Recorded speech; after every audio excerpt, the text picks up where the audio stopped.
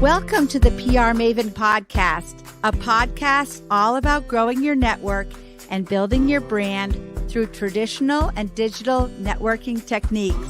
I'm Nancy Marshall, the PR Maven and CEO of Marshall Communications. I've been strengthening brands through PR for over 35 years, and now I'm celebrating the success of executives, influencers, business owners, and entrepreneurs from all around the world, all of whom have cultivated their brands and broadened their networks through traditional and digital networking methods. Each week, I interview one of these interesting and influential individuals and provide an opportunity for you, the PR Maven Nation, to gain insights from their strategies and stories. So stay tuned for this week's episode, and thanks for listening.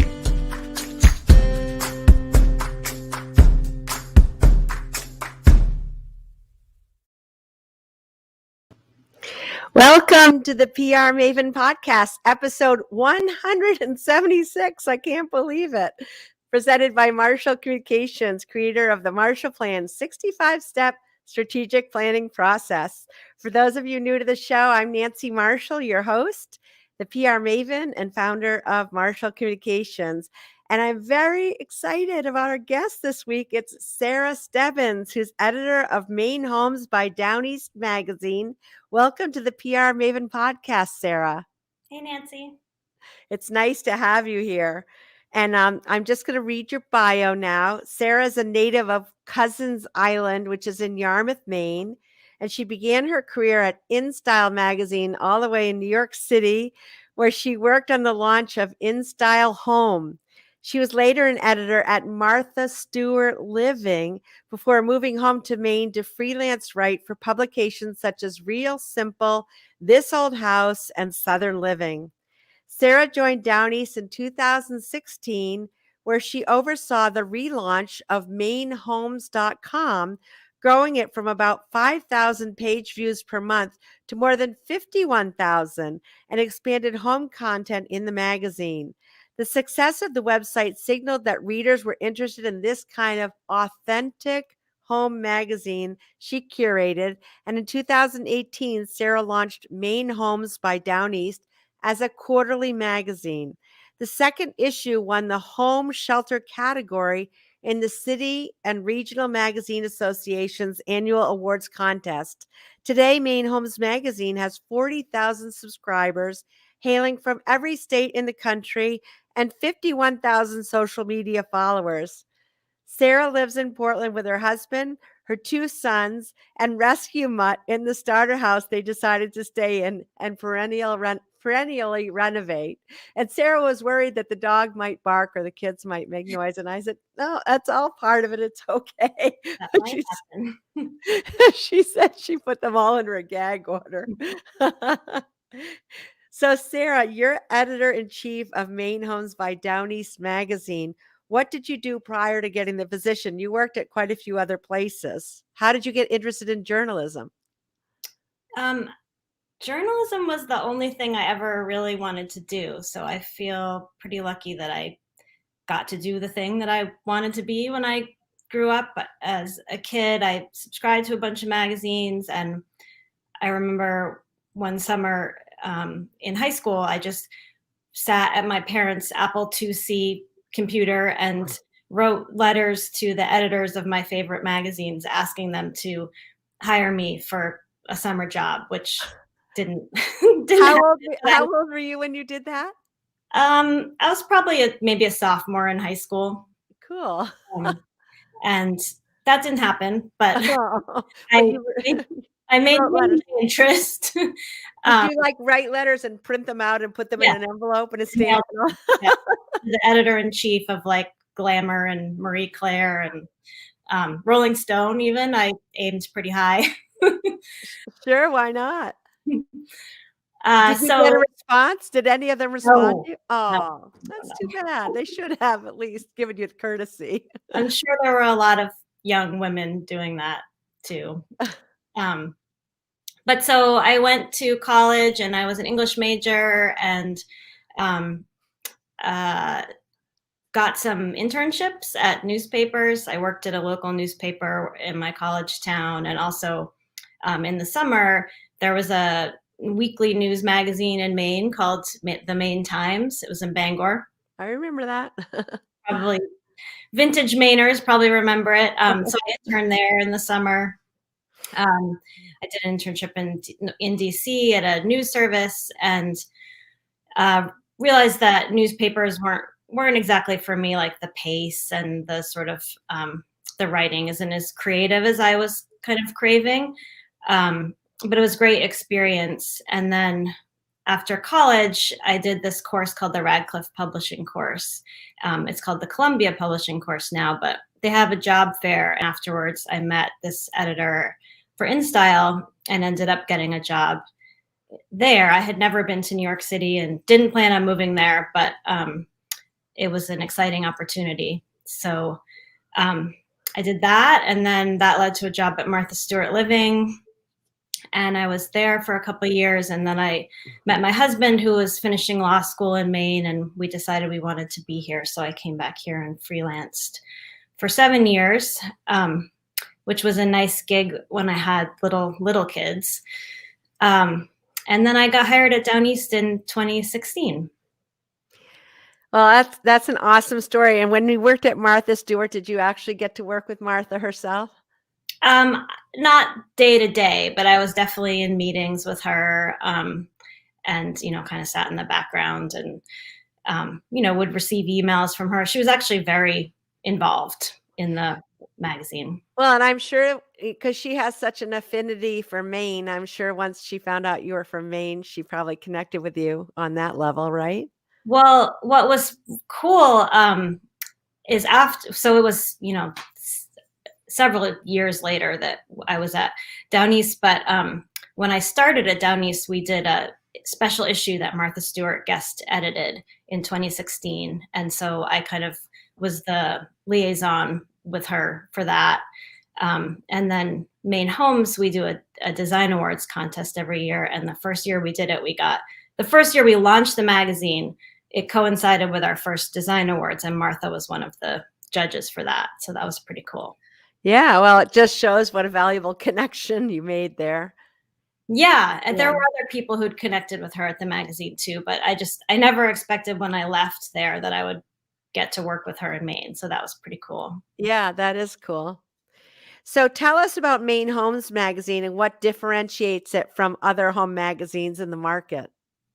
Well, I could speak a lot about this, but I'm going to just name a few points.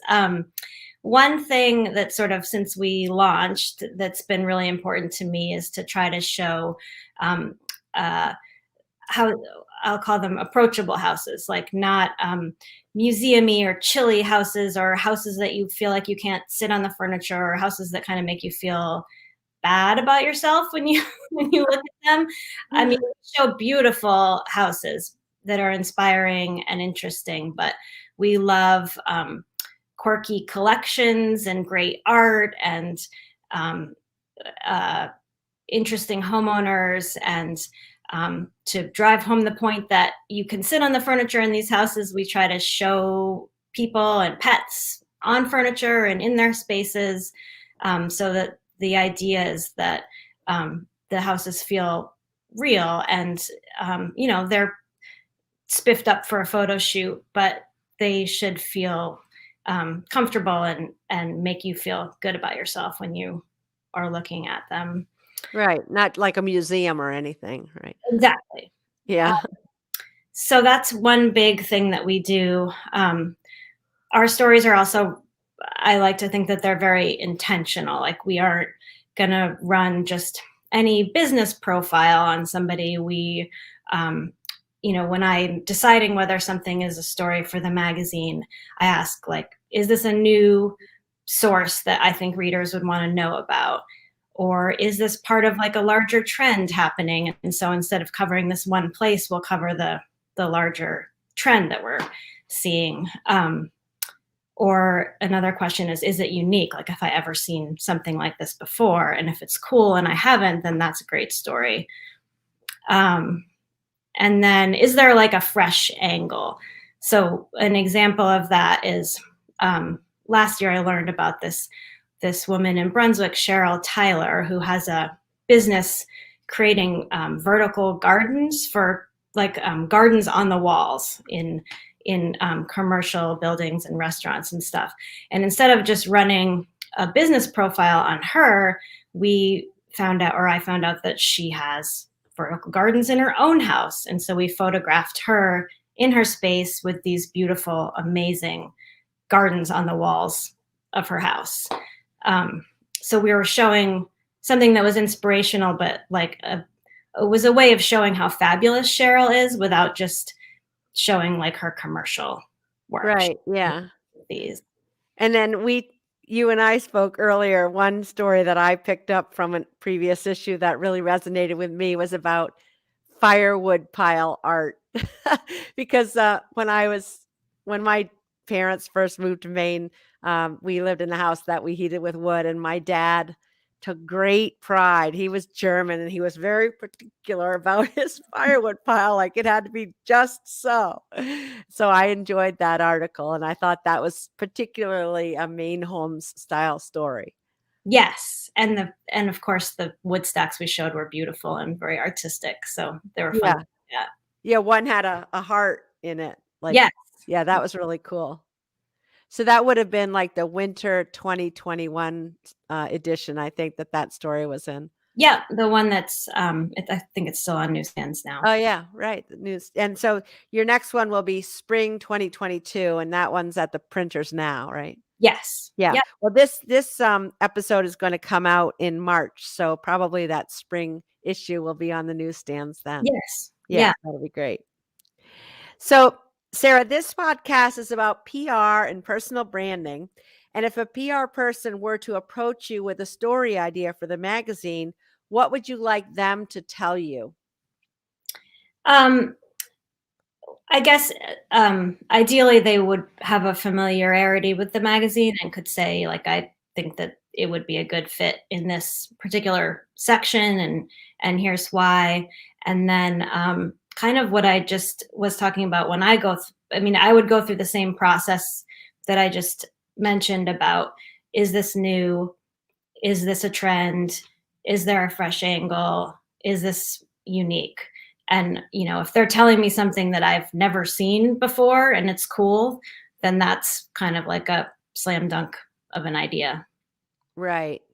Yeah, I like that. I like those criteria, and we'll put those in the show notes to help people who might be pitching you story ideas. So what constitutes a great story for your magazine? Really, the idea of something that I haven't seen before. And so a couple of examples is we recently somebody had created this lobster boat hangout on their property, and it was really stylish and neat. And I'd never seen that before. And what's more Maine than hanging out in a lobster boat? But it was, that was on Mount Desert Island, isn't it? On MDI? Geez, down east. It was far up north, but on the coast. I'm blanking on the Millbridge or someplace like that. Begins with an M. You're right. Not Machias. Machias Port. Oh, Machias Port. All right. Yeah. That's awesome. So that's one example. And then actually, this wasn't a PR pitch, but somebody had pitched this idea to me. There's a woman who lives in the house that the 19th century writer Kate Douglas Wiggin used to own, and she has completely returned it to what it looked like when Wiggin lived there. And she has her stuff, her toiletries, and her stuff all around. It's like a museum to this 19th century writer, and the owner even dresses up in Wiggins clothes and stuff. And so it was already a really cool story for us, just very unique. And then right before we went to print, the woman actually removed some wallpaper and discovered a Rufus Porter mural in the stairwell of this house. There was already a Porter mural in the house, but she found a new one right before we went to print. So that was a pretty special story too. Yeah. Wow. Yeah, and it's great that you're there to tell those kind of stories because that might not fit in with a lot of other media outlets, but that sounds like a perfect story for your publication. So, Totally, yeah. and I remember years ago I worked for the Irregular, which is a weekly newspaper in Kingfield, Maine, and I remember the editor that I worked for said, that we consider ourselves like the keepers of the history of our community. And so to a certain extent, you're kind of documenting the history of homes in Maine too, which it's kind of an interesting way to look at it, that you're creating sort of a record of what's going on in this time and what's gone on in the past. Yeah, we So, definitely we have I have a old house love, so we definitely have a lot of historic properties, and we even have a writer who's a historic preservation expert who writes about old houses for us, and she's wonderful. yeah, that's great. Well, we're going to take a short break now, but we'll be back in just a moment with more from Sarah Stebbins. But in the meantime, if you want to get access to my latest book, which is called Grow Your Audience, Grow Your Brand, visit prmaven.com/giveaway and download a free copy today. And now we're going to hear from Mike Duguay at Thomas College, and we'll be back in just a moment. I'm a prolific listener and reader of things that really relate to innovation, entrepreneurship, and marketing. And when I happened on to Nancy's podcast, I literally was blown away. I listen to things nationally, people that are really acclaimed for what they do. And my personal opinion is that Nancy's got one of the best podcasts going at the moment, but also I think over time. I've gone back and really re-listened to many of those that are in the archives, and they are fantastic. And I would put her up against any other podcaster. It's a light, very flowing interview style. I know that just by listening that the people on the other end are extremely comforting. And she's not trying to one-up on the other person.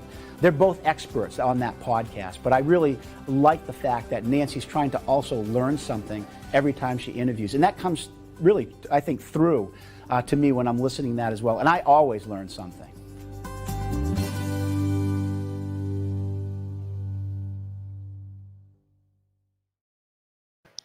Welcome back to the PR Maven Podcast, and we're talking with Sarah Stebbins from Maine Homes Magazine. And just so you know, we're also streaming this live on Facebook, LinkedIn, and YouTube. So, Sarah, we talk about personal branding on this podcast, and have you done stories on people who had a strong personal brand? And you might not have thought about it in that way previously, but were there personalities that you were drawn to and you wanted to do a story on them? I'm definitely drawn to personalities, for sure, and I feel like people's personalities are really reflected in the most interesting houses are the ones where their personalities are reflected in the house. I hadn't, until you asked this question, thought about Right.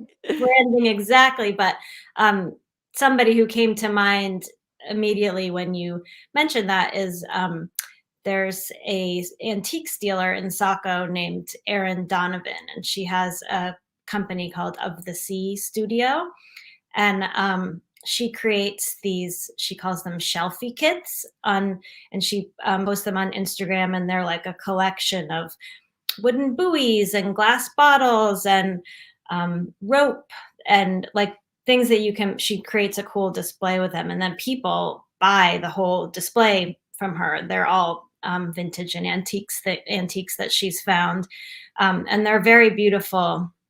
And so we did a story with her where we had her create 4 different shelfies that we photographed. Whoops, sorry. That's all right. In the magazine. And what I feel like is her personal brand is like has a very coastal vibe, but it's not kitschy at all. It's very classy and beautiful. And coastal decor is something that people in Maine love, but she shows how to do it in a really classy way. And so I thought that story would resonate with our readers, and it did. And then I used her, she decorated a Christmas tree for the cover of our holiday issue that's, I think, probably still on stands. It was the same thing, just beautiful and coastal, but very classic. So that was fun. I picked up a live Christmas tree in September on a really hot day and drove the roof of my car to Erin, who decorated it in September for us, and we photographed it. So that was wow. Shows how you go above and beyond the call of duty for your job. Kids were like, "Why are there all these needles in the car? Like, there's Yeah. needles and it smells like Christmas, but it's 75 degrees outside." Well, someday you'll have to see my the bathroom in my condo, because it totally exemplifies my personal brand, because it's all orange and gold, which are my favorite colors. I'm seeing that now. I didn't appreciate that, but Yeah, those are kind of like my brand colors. And yeah, I have this really well, I love my wallpaper, but Rachel Ambrose from Home Remedies, who helped me choose it, said, well, don't put this up, Nancy, if you're planning to sell your place anytime, because she was like, this isn't going to be like a mainstream kind of wallpaper. But she said, as long as you like it, it's all about you. I love that. So in full disclosure, my agency, Marshall Communications, is currently working on PR with Main Homes and Down East. And what is your hope for the magazine once it is more well known in the marketplace? I mean, you've already taken it so far from its birth. Where do you want to see it go? I mean, I want even more people to read it and engage with it, and appreciate how it's different from other home magazines, because I really think it is. And I want them to send me photos of their spaces and send me emails and let me know what they think of the magazine and what they would like to see more of, because the more feedback we have, the better we can make it, and the better we can tailor the content to what people want to see. Yeah, and also you're on Instagram too, so people can share on Instagram. Yes, So we get a lot of good feedback there. yeah, and the Instagram handle is at Main Homes Magazine. Mm-hmm. Yeah, so it's a really cool Instagram too. I love checking out the photos on there. Yes. But yeah, I mean, I feel like, I mean, it's terrible that we're in a pandemic, but people have obviously been spending a lot more time in their homes since the pandemic, and many of us have, you've done this too, have adapted their homes to their home offices too, and school classrooms for their kids. And so homes have kind of taken on a whole new meaning since March of 2020, when COVID-19 started. Yes. And I think people have more time to read magazines, which is great. Yeah.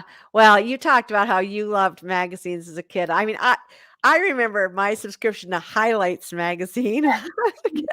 I always loved mail anyway. I still have like pen pals. I write letters all the time, and I just love it when my favorite magazines come in the mail. So, and I always did as a kid too. It was exciting. I had, went from Highlights and Ranger Rick to Teen, and yeah, right.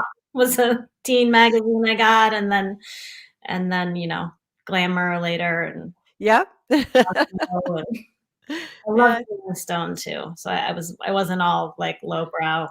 Yeah. You were probably a little more cool than I was. I don't think I read Rolling Stone. But I always remember, like, I raced when I got off the school bus, I raced to the mailbox because I wanted to beat my brothers to get the mail and see if there was anything for me in there. So now I have a mailbox of my own, and I'm pretty excited still to go get the mail. Actually, today my Down East magazine came today, so I was excited about that. Cool. So yeah, we might as well mention. Why don't you talk about the pages you do that's in the regular Down East now too? So Down East also has a section called Main Homes, and I am responsible for that section every month. And so I'm always looking for houses, and the ones in Down East are even friendlier than the ones in Main Homes. They're really, very approachable houses. And the ones that are a little bit slightly more fancy usually are in Maine homes, but it's kind of a distinction that I have in my head, but maybe not everybody would make the distinction. But all the home content lives on mainhomes.com and goes on our social media. Yeah, right. And we should give a shout out to Abby Hilt or Soloway Hilt, who does the social, because yes, I really enjoy working with her, and she's right on top of things. She's wonderful. And actually, the whole team, like, it's a really amazing team. I just love the whole team at Maine Homes and Down East, and it's really a remarkable group of people. You do a lot with a little. Yeah, I know.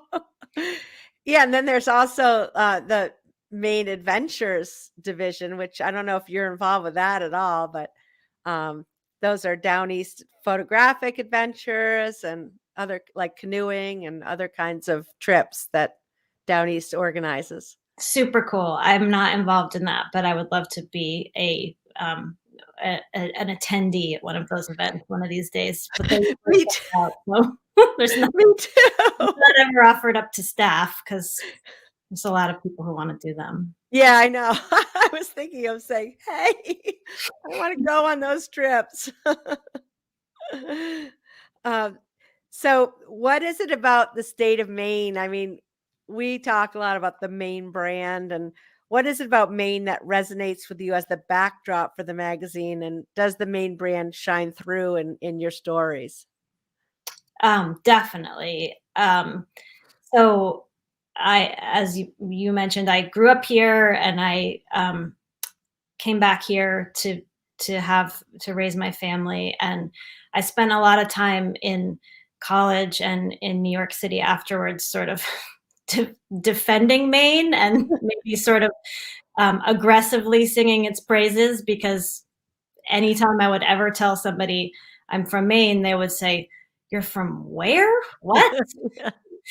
People live up there?" Right? Do you have power up there in that state? Totally. When I would mention that I actually grew up on an island, it got even weirder. Like, did you have to take a boat? Did you have power? Did you have running water? Right.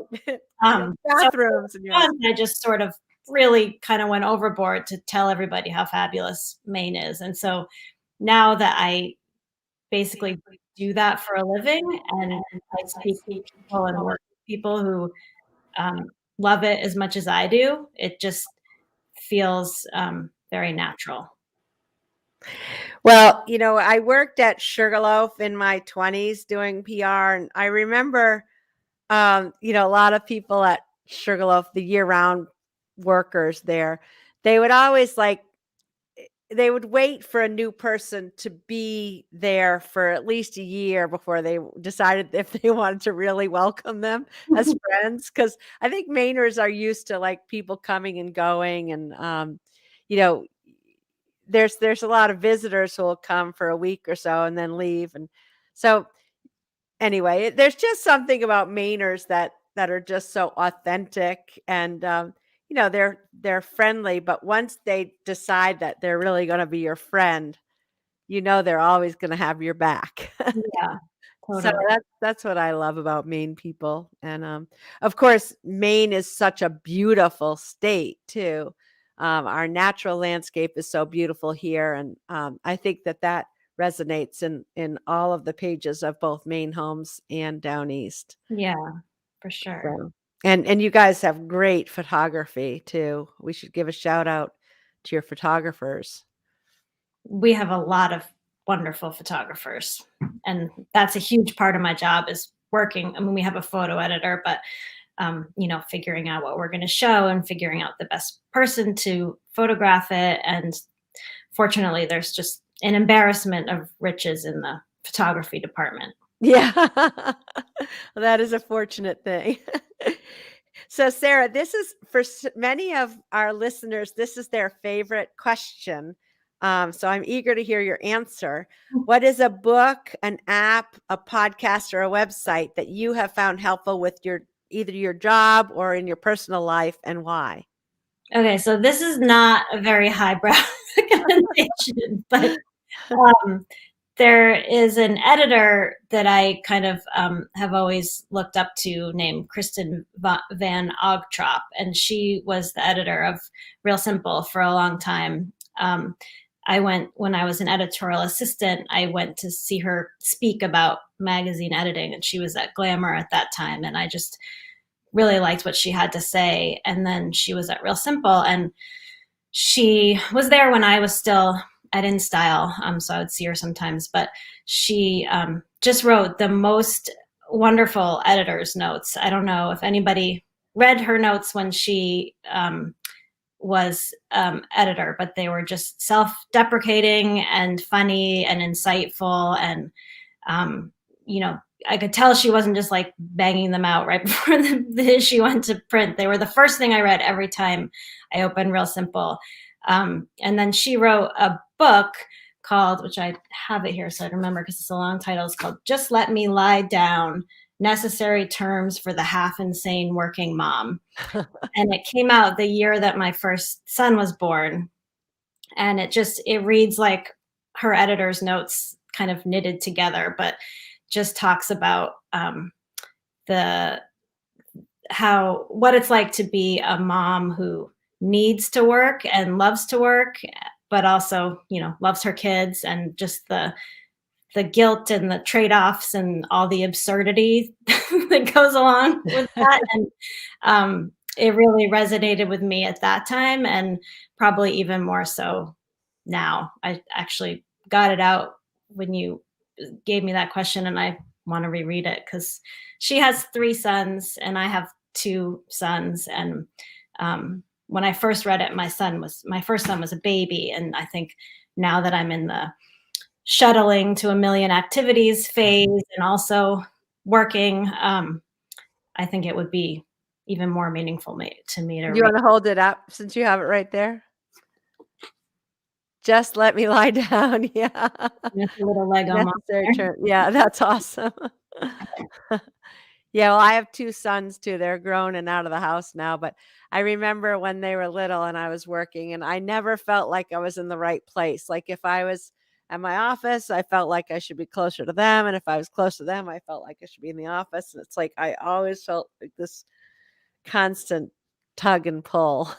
Right. That's what it is. It's exhausting. Home, it's even more, you're kind of doing both things all the time. Yeah. It's even crazier. Yeah. Well, thanks for sharing that. I'll check out that book. So Sarah, you said you'd like to hear from people. So how can people get in touch with you? My email, which is Sarah with an H @mainhomes.com. Oh, great. Perfect. Okay. Well, Sarah, this has been a really great conversation. I really enjoyed it. And I know that you're busy, and your family and even the dog were so good. They were so quiet. Right before I got on, I could hear my husband saying, "Quiet, everybody quiet. Don't talk." So, I didn't even have to do it. They were good. Well, I'll have to send you some treats to share with them so that they can be thanked for being quiet and it's dinner time too. So yeah, that's next on the agenda here. Yeah. Okay. Well, thank you so much. And I want to thank everybody from PR Maven Nation for joining us for episode number 176. And if you have a topic that you'd like me to cover or a guest, you can email me at nancy@prmaven.com. And have a great day, PR Maven Nation. Thanks for listening to this episode of the PR Maven Podcast. I invite you to share a review of the podcast on iTunes or your favorite podcast player. Be sure to subscribe to our podcast so you never miss an episode. You can also join the PR Maven Nation on Facebook. It's free to join, and it's a great community of like-minded individuals who are all looking to learn and grow from one another. If you use an Alexa device, use your Alexa app to search the Skills and Games section to find and enable the PR Maven Podcast Flash Briefing. This will give you access to exclusive content and more PR and marketing advice. Thanks again for listening and have a great rest of your week, PR Maven Nation.